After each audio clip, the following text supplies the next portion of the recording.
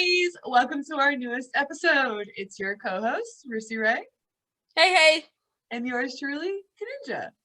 So today we're going to be talking about a tough subject. I think more for me. I don't know. We'll see. I'm going to get berated by Rissy a little bit. We're going to talk about insecurities.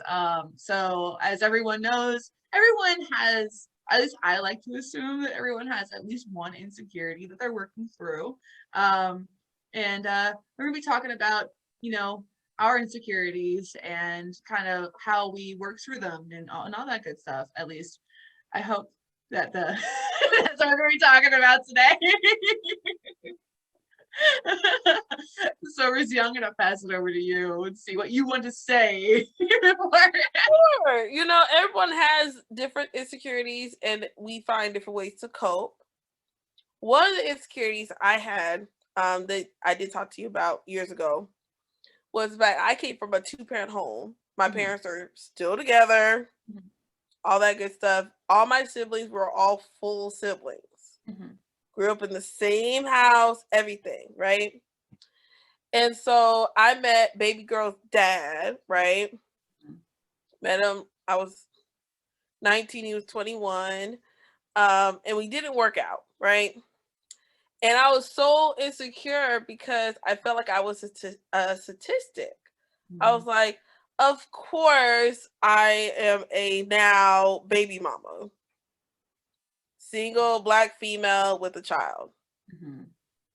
With a situation that didn't work. And of course, when we were together, I didn't have to deal with all that Maury crap where they're like, is that mine? No, his mom, his family, my family knew we were together. We were together for 2 years prior.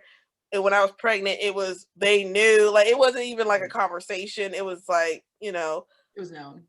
Yeah, it was all right. So I didn't have to deal with those things that unfortunately some women do experience when they are in a relationship with someone and they turn around and say the child's not theirs. And it's like, it's such a, when you say a child's not yours and you're in a relationship with this person when it happened, when they were conceived, that raises a lot of stuff. Yes. A lot of drama, a lot of stuff. And I didn't have to deal with that. It was just, boom, you're pregnant. We're pregnant, Right. And so we didn't work out. I was so insecure that I had my parents who were not the statistic, right? Like, they were together. They were married before they had their children. My mom didn't have a kid from a previous situation, nor did my dad. All 3 kids was theirs. Set. And didn't have to deal with all that other stuff. And I was just like, my dad was in IT before being in IT was a thing. And I was just like, those were so many, different things that my parents did not fall into the stereotypes. That was like, I'm a stereotype. Right. I'm gonna have a kid. Like, of course, I'm gonna have a kid by somebody. And if I have even more kids, it'll be with somebody else that's not my husband. And that really haunted me for my baby's 6 now. And so that was like back in 2015. And I was just like, I was so devastated that we did not work. Not in the sense, there were reasons why we didn't work. So I wasn't blind to the fact that why we weren't compatible long term. But it was just like, okay, forget all that. I'm a single mom. Yeah. Like, I didn't grow up thinking I was going to be a single mom. Right. No matter how much my parents helped me, my grandparents, like everything, all the stuff, us trends, families, and all stuff. I'm a single mom. How did that happen? And that really, really bothered me. Like, I was just like, so sometimes I felt like I was dealing, when we were very on and off for, years. I was trying to not make it work in the sense of because I liked him. I was just making it work to not be a statistic and not be stereotypical. You know what I mean? Yeah. Like, that's the only reason why I was trying to make it work. Now, over here, forget that. Like, forget that. It don't matter now. Like, I'm hot commodity. I got 1 kid. I'm hot commodity. They want this. They want this. Rissy's got a line. They said, "You want this?" I said, "I got one kid." They're like, "Oh, that's great." I said, "Okay, Sign me up. sign me up." So that was one security that I learned to grow out of, obviously, because I tell you about my dating life now. Mm-hmm. That you're like, okay, all right, like, yeah. We're all jelly of her line that's always been forming longer and longer every day. Listen, because that was really bothering me. That was really Right. bothering me. And then my daughter's name is not like, it's hyphenated with him and mine's. And I'm just like, Mm-hmm. what the F? But then again, with my parents, they were helping and we had the same name, but type Right. deal. So at first I was like, why do I have my child got like a 14-letter last name and she's not gonna be able to fill out the test. You know what I'm saying? Like, she'll never be able to fill out the test. She's always gonna be a letter off. Like, I was just so stupid. It's so minuscule to the fact that as long as she is around love and consistency and all that stuff, that's all that mattered. And I was just like, it's all the So, rage now. do you feel like that insecurity of it being a stereotype, do you think that also like hurt your pride and kind of gave you like not so much as a stereotype, but trying to make it work because of the stereotype and not because of your compatibility with Yes, 100%, 100%, 100%. Because in my mind, you are built. People don't like now. We're being older. Of course, we know of different types of families. There's different types of ways that make a family. Mm-hmm. And growing up, you're not hearing that. You Mm-hmm. just hear, and my parents were, my parents were fine. It's just, you don't hear that growing up. When you go to class and they talk about different families, they talk about mom, dad, Mm-hmm. kids. Right. And, luckily I was able to have that mom, dad, kid situation because all my siblings are full. Mm-hmm. I did grow up with students, people who, it was like, on my dad's side, I'm the oldest, but on my mom's side, I'm the middle child. What kind of shit is that? Like, Yeah. I didn't grow up knowing that was normal. That, or like that is people, that is some people's family structure. Yeah, that's a thing. That is, right, that's set up that way. Mm-hmm. I was growing up, so because of that, I was more of like, yes, my pride was hurt. I'm like, I had never been to jail, I went to school. I met him in college, Right. in the trade school. And so I was working, I was, like, it was just so many things that I felt like, yeah, Mm-hmm. yeah, I am going to have the most picture perfect life. Like, I'm just gonna, like, there's no other way. And when we just didn't work out, it was just very devastating. Right. Because we started, like, when things start not working out, that was when I was 22. So 22, you already, you still trying to figure out different things. At 22 we didn't work. I'm just like, oh, what am I gonna do? I'm gonna take it, and now it's just, Yeah. beneficial now because I can cancel plans because of her, and she might not even be with me. She could be over there at my grandma's house for 5 hours away, or visiting some distant relatives 12 hours away, and I'd be like, oh, yeah, my baby, she with me tonight. You find the bright side of the situation, which is good. Yeah. I gotta get off the phone because she be all up in my business. What do you mean? She'll grab the phone. She'll grab the phone and talk to you. Oh, okay. Yep. Baby is where? Over there. Playing Bouncy House or something. She probably at Chuck E. Cheese or something. And I'm like, oh, my baby's with me right now. I gotta talk to you. Well, that's good though. That's definitely good. I mean, yeah. Yeah. I mean, as far as like it hits your pride, do you still feel like the pride aspect is still there, that insecurity? Or no? No, because I realized this is years in the making. So it wasn't something that, I'm telling you this and I'm 23 now. No. It took a minute for me to just be like, you know what? There's a lot of people out here who got kids and they're not with that person. Like nowhere with. Like they're over here living their life. they basically share a kid. That's it. Right. Like all I know is that we just got the same kid. That's it. Right. Mm-hmm.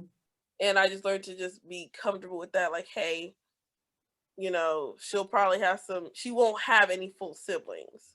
Right. Which when you meet other people, sometimes it don't even make a difference. They're just kind of like they got full and have her dad comes from he only has one full siblings and he has like 5 sisters or something. Okay. Yeah. Okay.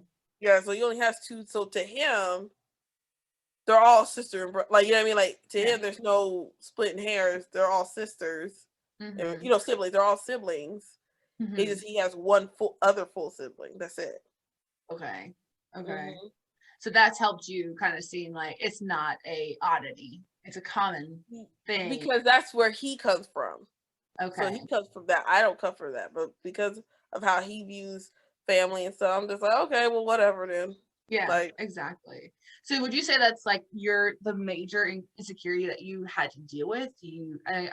Sounds like you don't have that insecurity now, but are you dealing with any other ones now? I used to. I did not like how big my boobs were. My boobs have always been big since middle school.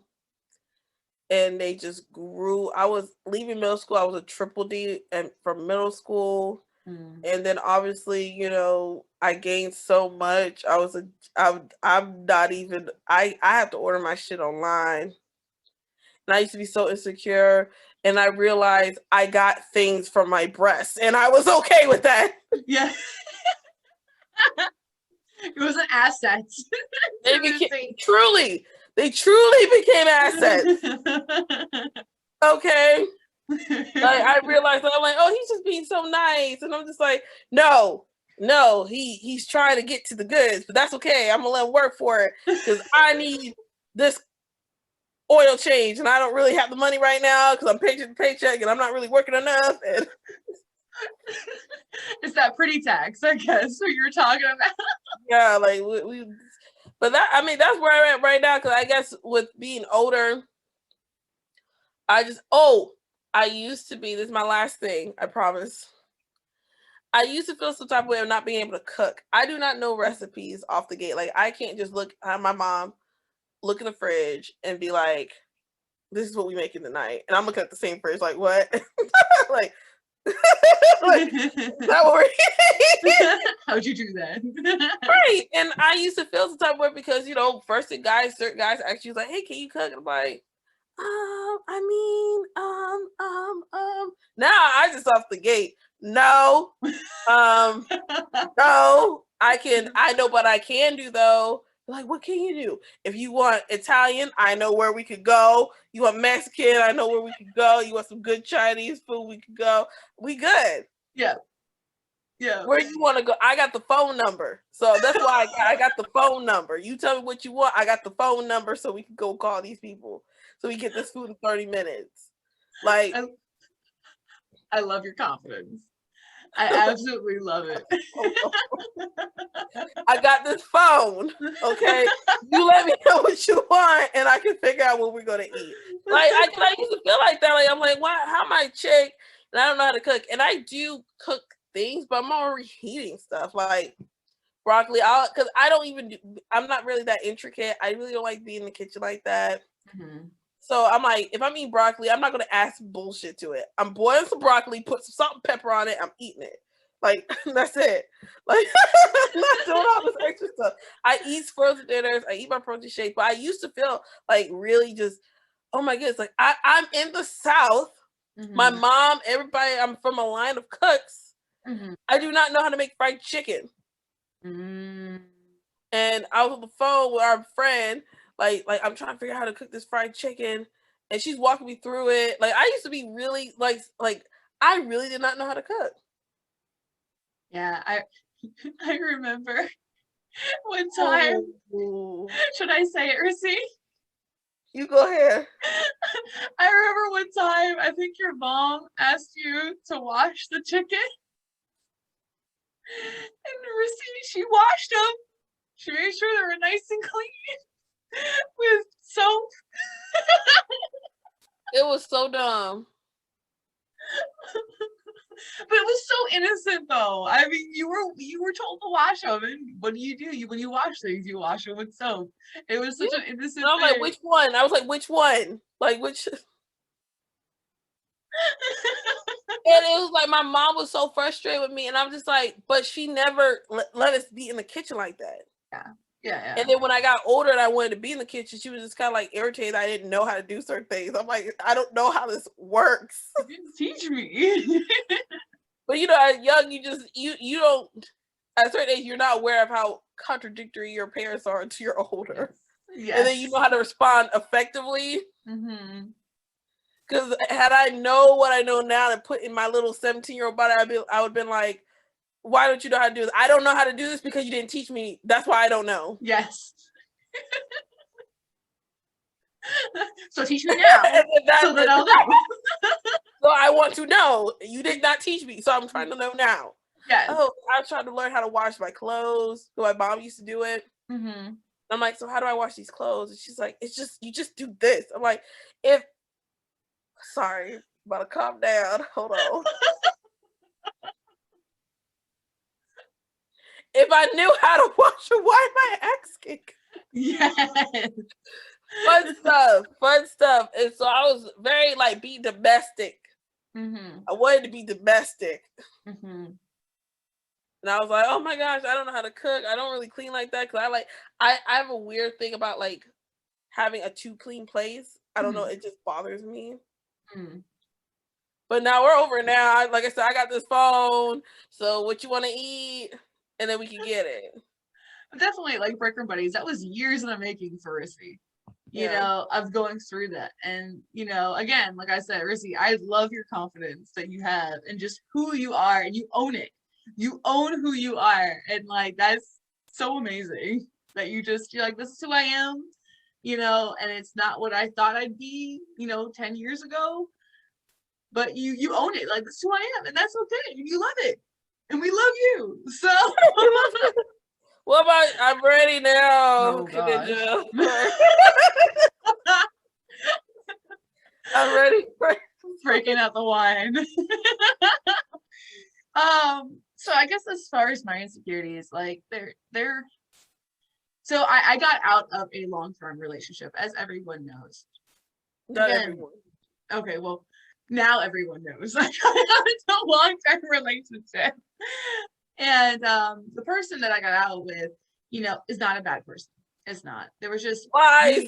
He is not a bad person. And there was just a lot of things that happened throughout. Rissy's covering her face so you don't see her facial expressions and all that good stuff. And there was a lot of things that happened and situations that happened throughout the relationship that were clear red flags for the both of us, as far as that we were just not compatible. Well, we kept trying, and I think that's where my insecurity started. Who kept trying? Who kept trying? I did. I kept trying.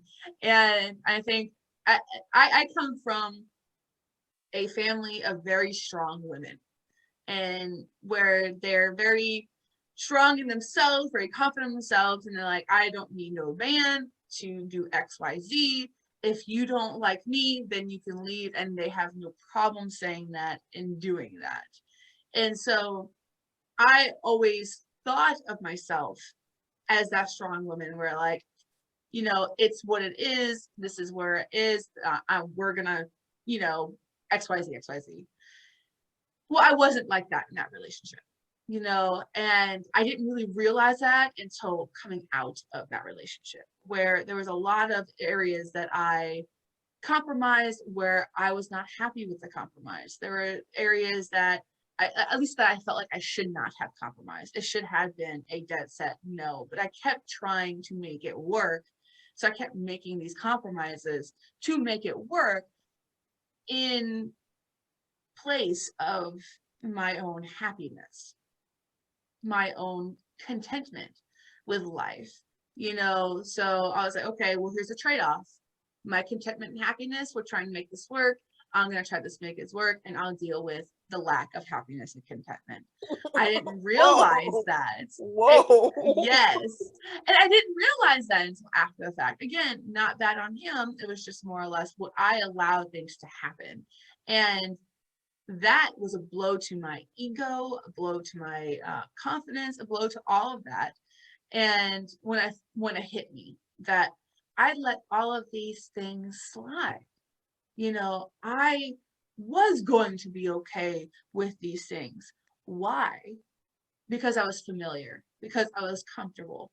That's not a good enough reason, to stay in a relationship. Break room buddies, I'm saying this now, just because you're comfortable, just because you're familiar, that if that's the only reason why you're staying in a relationship, you need to leave.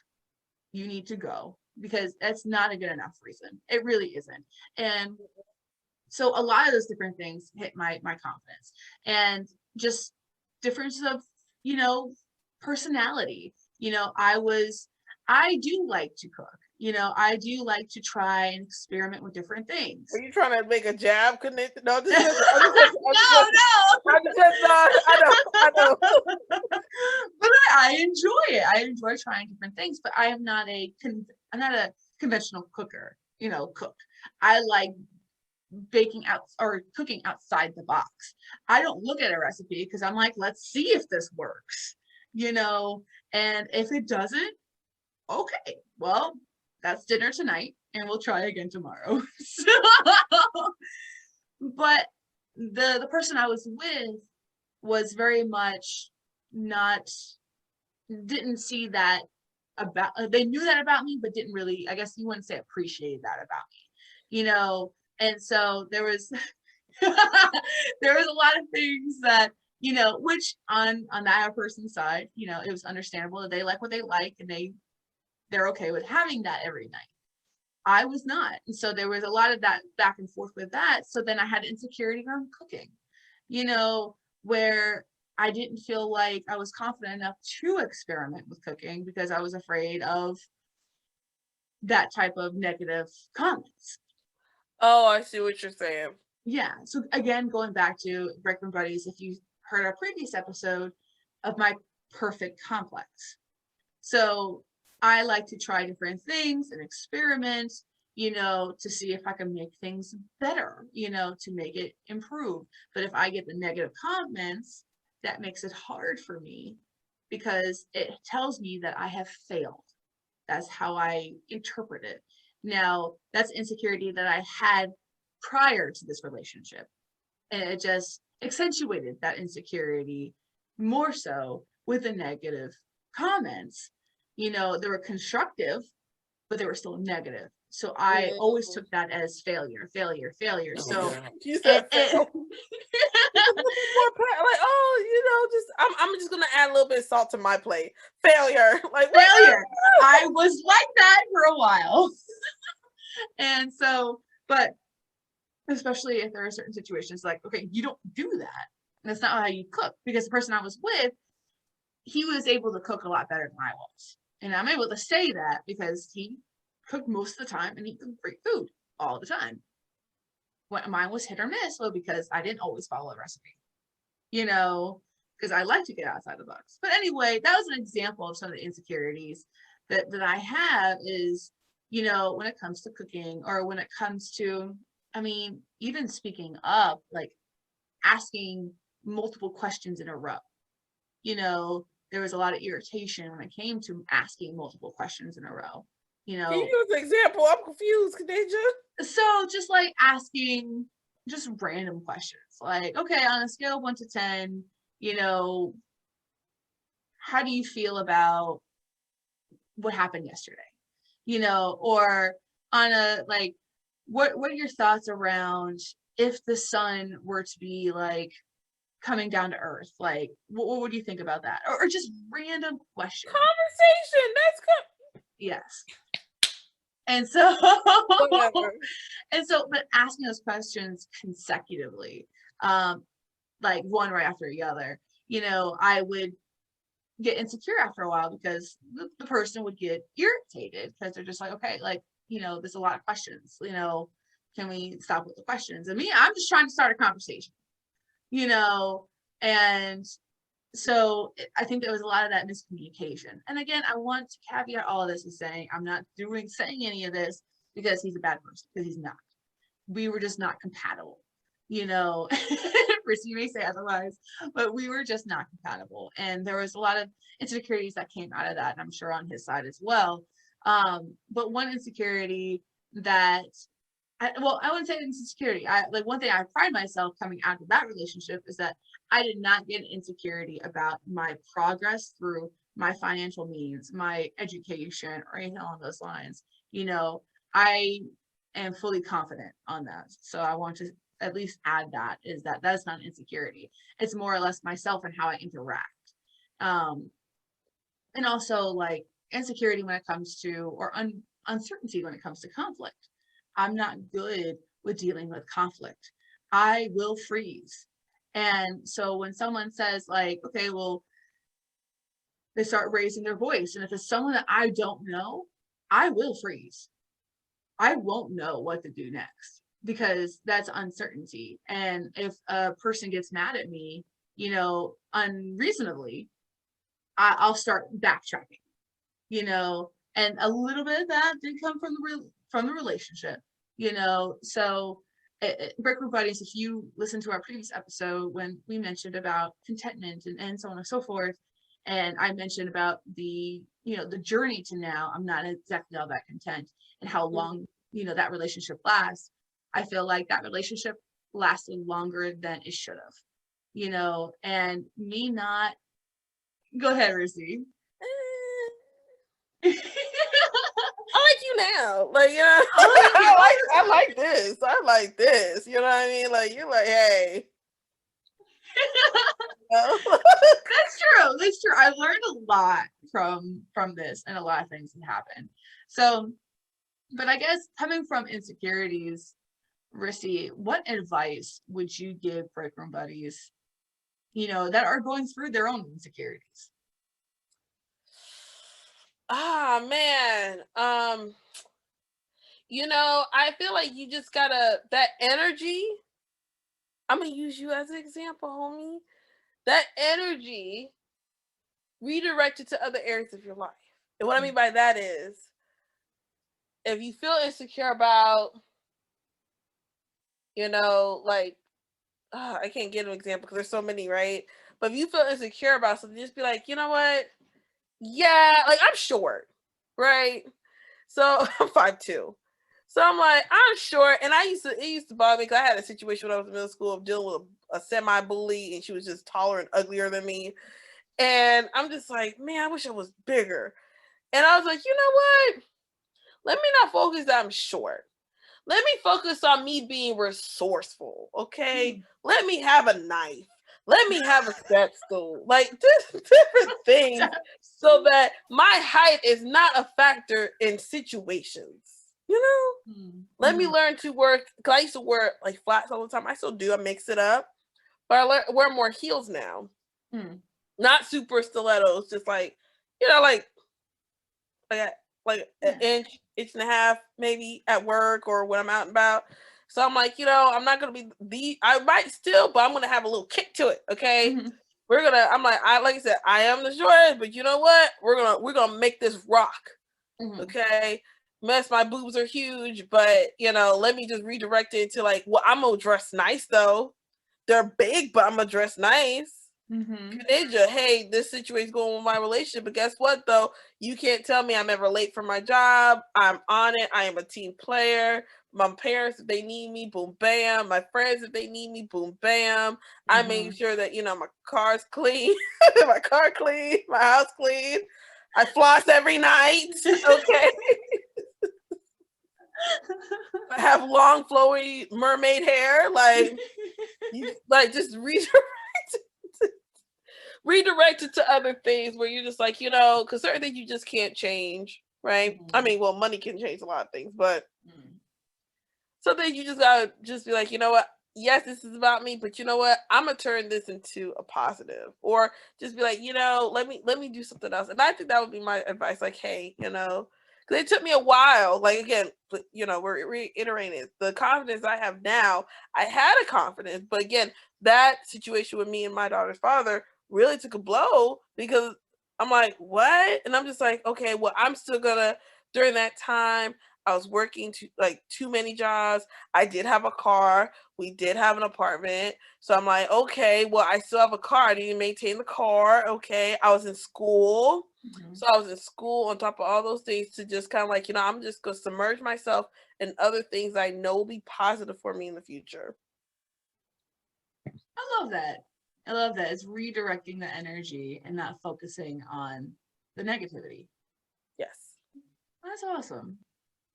Like I feel good. You got any advice, Kaninja? I was just reveling in that good advice right there. So, as far as some advice that I can give for insecurities is to really evaluate if it really, like when we talk about insecurity, we're thinking whatever you're doing, whatever you have is bad, is negative, right? Really evaluate if it really is truly bad or really truly negative. Because a lot of times our insecurities are born from our comparison from ourselves to another person or what a person puts on ourselves. Preach. Exactly. So a lot of times insecurities aren't born just from ourselves based off on ourselves. It's a comparison, or if it's basically imposed onto us by someone else's comments or looks or something along those lines. So is it truly bad? And like, is it a true negative portion about you? So like Rissy being short, that's not bad. It's not a bad thing. You know, it's great. You know, you are able to do so many different things, you know, regardless of you being short, but also in addition to being short, you know, but is it bad? No, it's not bad. You know, me asking questions, it's not bad. You know, it may make, depending on the questions, it may make other people feel uncomfortable because they have to dig deeper, you know, that they want to, or they need to dig. They need to dig. You're helping them. Exactly. So it's not bad that I ask questions. It's not bad that I like to experiment with cooking. It keeps things interesting. You know, it's not boring, you know. So a lot of those things, breakroom buddies, if you do have an insecurity, is to look into yourself and say, is it truly bad that I am this way? You know, of course, if it gets to a health concern, then it's not healthy. So maybe there's something to change, but it's not healthy for you. You know, don't, it's not like it's not healthy for them. That's another distinction to make, is saying, like, I have insecurity about my weight. Is my weight bothering another person? No, you can actually go on all the rides. You can go everywhere. You can go in between. Like if you were in the aisle and someone had to go past you, Kaninja, they could have walked past you, Kaninja. So I don't know why you got insecure about your weight. Because we're not over here looking at you. We're like, what ride you want to ride on? And you over here trying to go on a loop-de-loop. And we just like, oh, girl. Exactly. And have people around you that lift you up, you know, that don't put highlights on your insecurity. Keep people around you, put highlights on the positives about you, and to keep you in the positive direction.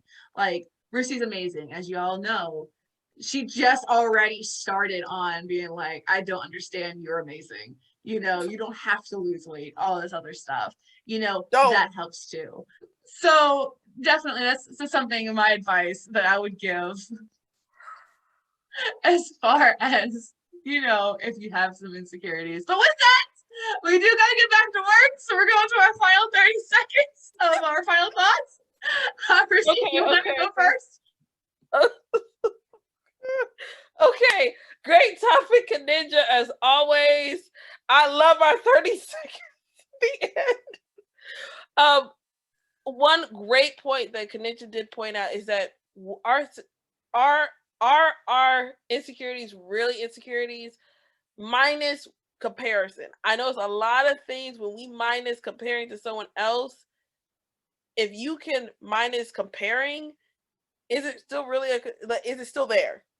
Is your concern about something else, is it really still there if you minus any part of your speech with comparing to other people in their other situation. And then if not, just grow. And it's a process. Like, it's always a process. We are not neither of us is saying, hey, we woke up yesterday after the situation happened and said, we're going to wing it. No, this took a process. And that's my 30 seconds. Awesome. Yeah, and I definitely agree with the process. As you all know, I'm still in it. I'm still well deep into trying to get out of that insecurity and, definitely utilize the positives of yourself. If you changed, would you be happy without the external in imposing and external comparisons? Look at yourself, and if you are insecure, and be like, if I did not change and if these people weren't here to make me feel this way, would I still be happy? Would I be happy? If the answer is yes, then there's nothing wrong with you. Then you don't need to change, and to prioritize your happiness over someone else's comfortability or convenience or their happiness. That's something just to keep in mind whenever you are dealing with insecurity, and to try to make it a little bit better that way. But with that, we are going to go back to work. So make sure you like, comment, subscribe, and share on our YouTube channel. Let us know what you guys' thoughts are about your insecurities. And if you don't feel comfortable, let us know what you guys thought about our advice and what we thought about our own insecurities and our own journey. Also, check out our Facebook, Instagram, and Twitter. And again, leave our feedback there as well. And with that, bye, Breaker Buddies. Bye. Give us a call. See you next time.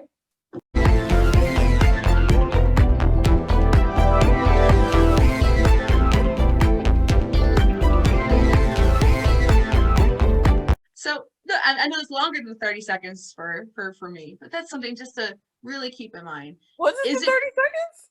This is our 30 seconds, our final thoughts. Oh, no, it's not.